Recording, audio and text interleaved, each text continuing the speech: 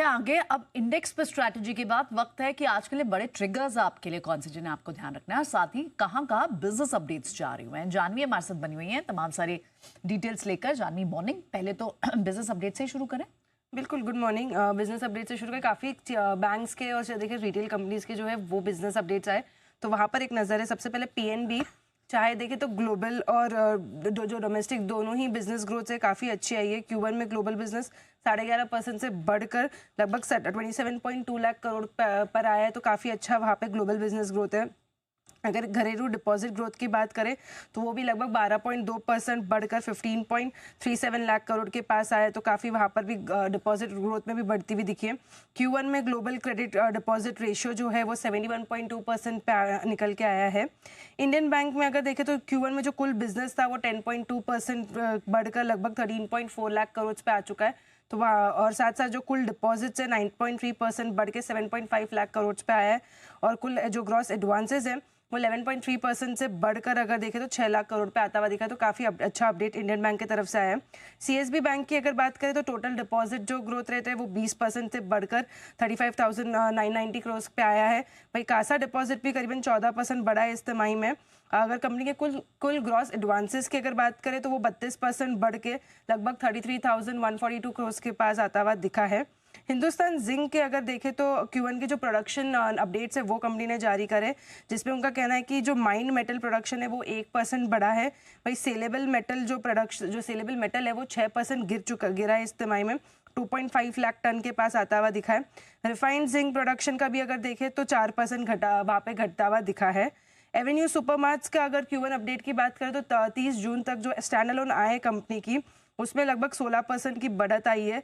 13,700 से करोड़ से बढ़ के लगभग 15,900 करोड़ पे आती हुई दिखी इस तिमाही में कंपनी की जो स्टैंड अलोन आए। और 30 जून तक अगर कंपनी के कुल स्टोर संख्या की बात करें तो 424 स्टोर्स होते हुए दिखे हैं। बाजार स्टाइल रिटेल यहाँ पर भी देखें तो आय में लगभग 37% की जो है ग्रोथ आई है इस तिमाही में, लेकिन जो कंपनी की सेम स्टोर सेल्स ग्रोथ है, SSG ग्रोथ है, उसमें 3% की गिरावट आई है, तो वहाँ पर एक मिक्स्ड काइंड ऑफ अपडेट आता हुआ दिख रहा है।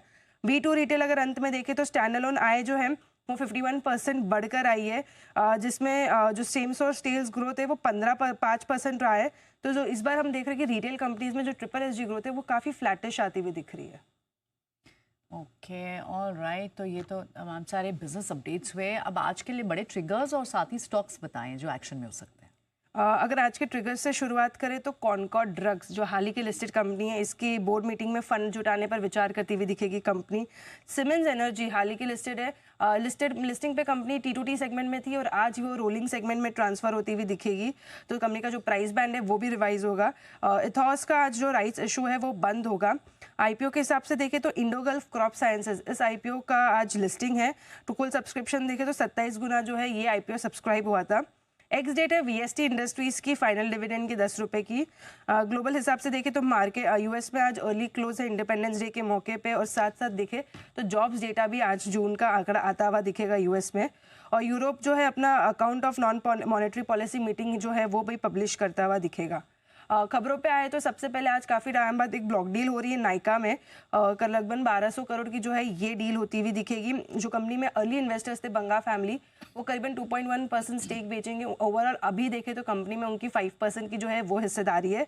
जो फ्लोर प्राइस पे डील होगी वो करीबन मौजूदा भाव से 5.5% के डिस्काउंट पर है। औरोबिंदो फार्मा, इनकी एक दवा है डाजुब्लाइज करके, इसके यूरोपियन यूनियन में कमीशन में मंजूरी मिल चुकी मार्केटिंग और सेल्स के लिए। इसकी जो स्टेप डाउन सब्सिडरी है क्यूराटेक बायोलॉजिक्स, उसके जरिए ये मंजूरी है। अब ये दवा का इस्तेमाल ब्रेस्ट कैंसर जैसी बीमारियों के लिए इलाज में किया जाता है। नेस्ले, इन्होंने जो प्लान कैपेक्स किया था, जो अनाउंस किया था 2020 से 2025 में, उसके तहत उन्होंने गुजरात की जो उनकी सदानंद फैसिलिटी है उसमें जो मैगी की प्रोडक्शन लाइन है उसका जो क्षमता विस्तार कर दिया है। जो क्षमता है 20,300 टन से बढ़ा दी है कंपनी ने, और जो क्षमता विस्तार पे कंपनी 105 करोड़ का जो है वो निवेश करती हुई दिखेगी। शक्ति पंप्स, कल इसका QIP खुला है। फ्लोर प्राइस जो है मौजूदा भाव से 2% के प्रीमियम पे तय किया गया है, और जनवरी में कंपनी ने करीबन 400 करोड़ जो है जुटाने को मंजूरी दी थी। एस्कॉट्स कुबोटा, इन्होंने लोकल मार्केट के लिए एक नई प्रोडक्ट लॉन्च करी है। पिक एंड कैरी क्रेन जो है ये लॉन्च करते हुए दिखे हैं। इंडिगो हम लगातार देख रहे हैं, जो लॉन्ग हॉल फ्लाइट्स है वो लॉन्च करता हुआ दिख रहा है। साथ ही उन्होंने कल ही मुंबई से एम्स्टरडेम के लिए जो है एक डायरेक्ट फ्लाइट लॉन्च करी है। वारी रिन्यूएबल टेक्नोलॉजीज इसे 26 करोड़ का जो है एक LOA मिला है। 21 मेगावाट AC और के क्षमता के जो पावर प्रोजेक्ट है उसके लिए इन्हें LOA मिलता हुआ दिखा है। मोतीलाल ओसवाल फाइनेंशियल सर्विसेज में देखें तो जो इनका AMC है उसका जो AUM है वो 1.5 लाख करोड़ के पार जा चुका है, तो एक पॉजिटिव खबर वहाँ पे आ रही है।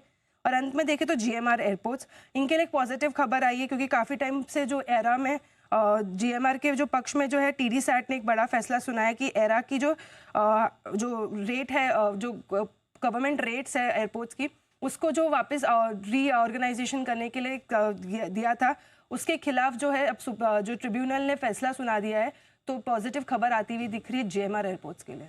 ओके, चलिए तमाम सारे अपडेट्स और